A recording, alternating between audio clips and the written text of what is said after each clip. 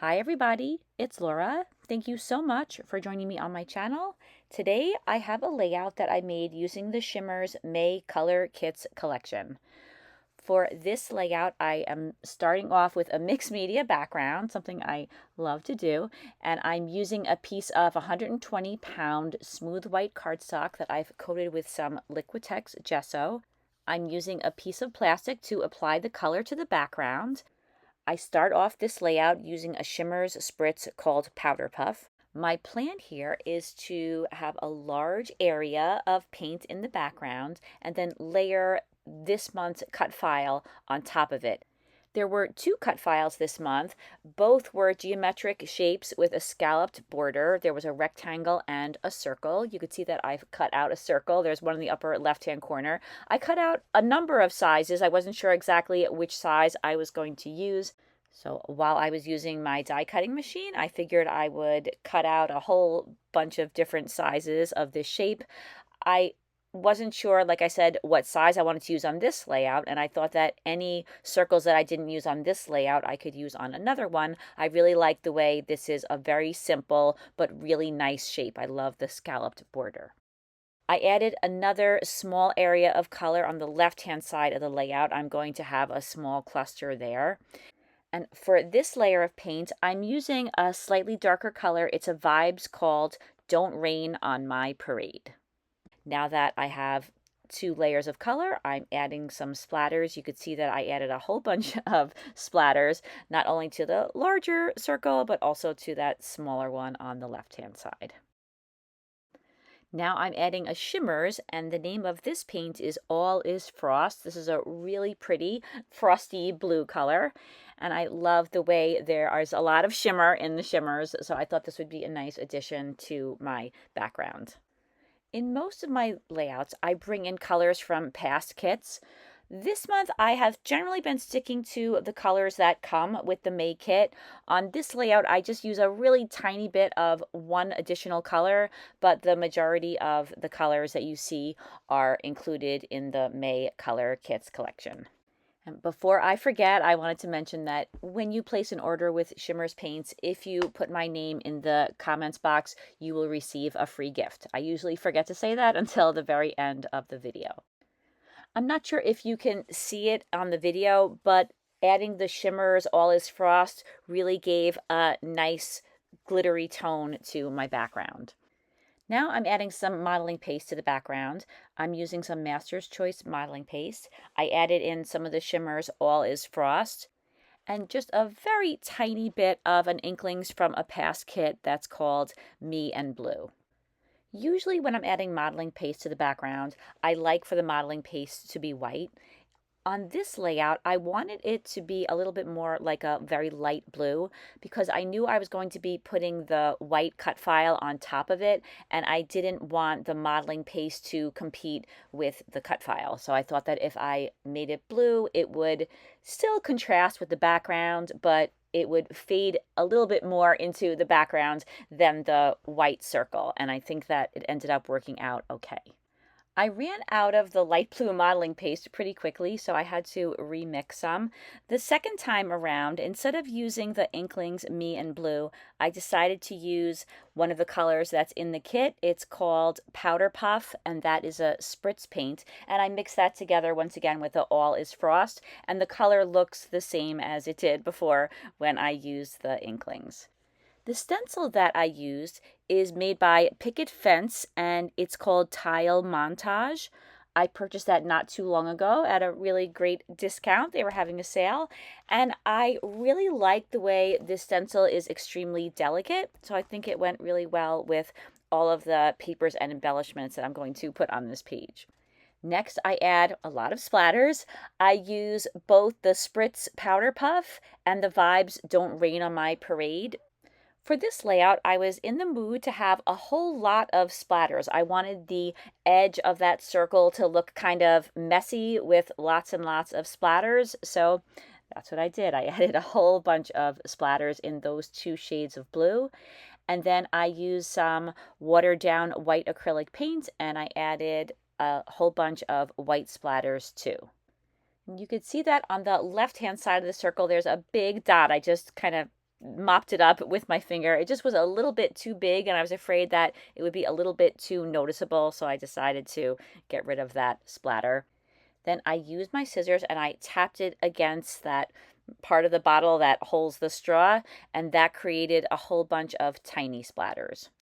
And since I don't believe you can ever add too many white splatters, I continued adding more of those, and then I also went back in with a couple more of the blue splatters. So now I put that background aside to dry, and I'm going to start working on my embellishments and the photo that I'm going to include on this layout. So I have a number of papers and embellishments from the kit. I have some die cut pieces, some fussy cut pieces, I have my photo, and I also have the cut files. And the smallest cut file that I cut out was a very tiny, delicate circle, and I was thinking that would look nice in the lower left-hand corner. I'm adding some gel glue to the back of the large circle, and I'm attaching that down to the background. And I normally like to move things all around the layout, or at least have the option to, but for this layout I felt that that was the place where that circle went, so I felt good about attaching it down. I knew I wasn't going to move it around. I mounted my photo on a piece of white cardstock, and then I mounted it again on a piece of blue and white striped paper, and then I attached it down. The large flowers that you see, those were all fussy cut from a piece of pattern paper.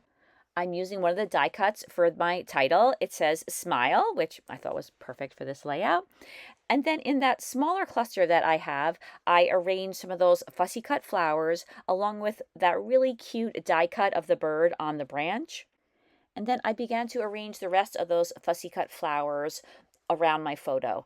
I'm going to have two main clusters. I'm going to have one in the upper left-hand side of the circle and one in the lower right-hand side, although there will be a couple of other flowers on the layout. I have to admit that I rearranged the flowers around the photo lots and lots of times for this layout. I had the layout out on my coffee table, and every time I looked at it, I would move a little something here or angle something differently there. So if you see that the flowers move around on the layout as the video goes along, it's because I didn't include all of the footage of me tweaking those flowers, because it would be a really long video if I did that. But in general, the flowers do stay in those two main clusters with some rearranging here and there. I just tucked a really great die cut into the lower cluster. It has a bird on it, a clock, some gears. I thought it was nice because it broke up the flowers a little bit and introduced a different element. I'm using two of the sentiments from the die cut pack. One says, "Make my heart happy." The other one says, "Times like these." But before I attach those down, I pop up two of the flower clusters on some foam. I always like, when I have a lot of the same flower, to give a little bit of dimension to some of them. That way it looks a little bit more interesting and it makes some of the flowers look different than others. I added some adhesive to the back of the popped up flower fussy cut piece, and then I continued to attach down the other fussy cut and die cut pieces that I have in that lower cluster. I also wanted to give a little bit of dimension to the sentiments, so once again I use a little bit of foam and I pop those up. I was considering keeping that sentiment all the way to the right hand side, but later on I move it back to the center of the photo. Even though I move the sentiment, I end up keeping those flowers that I'm attaching down right now in that general area, because I think it was nice to have some other flowers other than the ones just in those two larger clusters on that big circle. Here I'm adding some foam to the back of a die cut heart. I do leave it in that large cluster on the top of the layout, but I move it around a little bit from where it is now. Here you can get a little bit of an idea of how much I fussed around with all of those embellishments. I decided to move those flowers on the upper right-hand corner of the photo a little bit closer to the photo, and then I once again layered that sentiment on top of them. I forgot to mention that I inked the edges of many of the embellishments on the page with some Distress Oxide in Hickory Smoke. I thought that that gray color would match in really nicely with the colors in this collection. I wanted to add something else to the title cluster, so I found this sticker. It's a clock. I thought it was really cute. I attached it down to a piece of cardstock so that I could move it around the layout a little bit more easily. I inked the edges and then I put it right behind the word smile. Then I used one of my favorite embellishments, which is self-adhesive pearls, and I put a tiny pearl on each of the 2 sentiments and a slightly larger pearl on the heart die cut. Well, I have learned my lesson about ripping into my pages, especially when they're almost done like this, when I want to add a little strip of pattern paper. So now what I do is I will rip the pattern paper and then I'll ruffle up or distress the edges and ink them.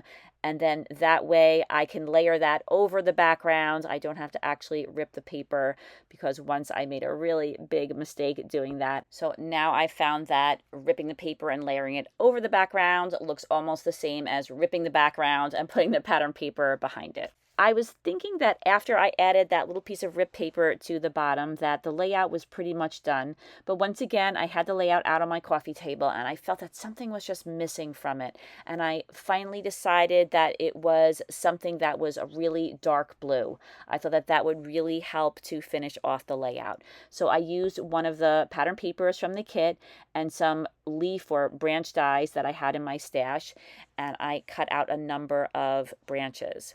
There was a pattern on the dark blue paper that I wanted to tone down a little bit, so I used some distress ink in chipped sapphire, and I put some of that on the surface of each of the branches. And now I'm taking those branches and I'm spreading them throughout the layout, and I'm mainly putting them on the areas where I already have the flower clusters. To cut out these branches, I used a whole bunch of branch dies that I have in my stash. Years ago, I used to buy a lot of very basic unbranded dies on eBay, and every time I saw a different branch die, I would purchase it as long as it was reasonably priced. And I like the way all these branches go in different directions, but they all are about the same size, so they all kind of go together. Then once I had all of the branches in place, I used a little bit of Aleene's gel glue and I attached them all down to my layout. As I was gluing the branches down to the layout, I was thinking that now that I've introduced this very eye-catching dark blue, it would make sense to mat the photo on this paper. It definitely draws your eye to it, and since the photo is the most important thing on the layout, I wanted to make sure that it was just as prominent as anything else on the layout. So I removed that blue and white stripe paper that I had behind the photo, and then I cut a piece of the dark blue pattern paper to size. I once again used the Distress Oxide and I dulled those white lines down a little bit, and then I tucked my photo back into place, and I think that it made sense to add this matting to the photo, and now the layout, I think, looks a little bit more balanced. Earlier, I added some of the dots from the kit to the layout, the heart to the right-hand side of the photo, and also I had a dot that said happy right on top of the sentiment on the left. And I decided to switch out the happy dots for the one that says love because I really liked that dark blue color, and now it makes sense to have that dark blue color on the layout since it's not the only thing on the page that's dark blue. I love including photo corners on my layouts, so I used a punch and I punched some photo corners out of that blue and white stripe paper that I previously had behind the photo. I inked the edges of the photo corners with a little chipped sapphire for some contrast. I added a few more of the self-adhesive pearls to the photo corners and a couple of the other embellishments on the page. And then I was thinking that I wanted to put a little something on that ripped out area, so I included a die cut heart and I popped it up on some foam, added a pearl, and then that was the very last touch, and this layout is complete. Here are some close-ups. Thank you so much for watching. I really hope that you enjoyed this video. I haven't had as many videos lately because I had a very crazy month in May, but I'm hoping that I'm going to get back on track for June and I'll have a lot of videos up on my channel. Don't forget to check out the Shimmerz website. The link is in the description box. I hope you have a fantastic day and I hope to see you again soon. Take care, everybody. Bye-bye.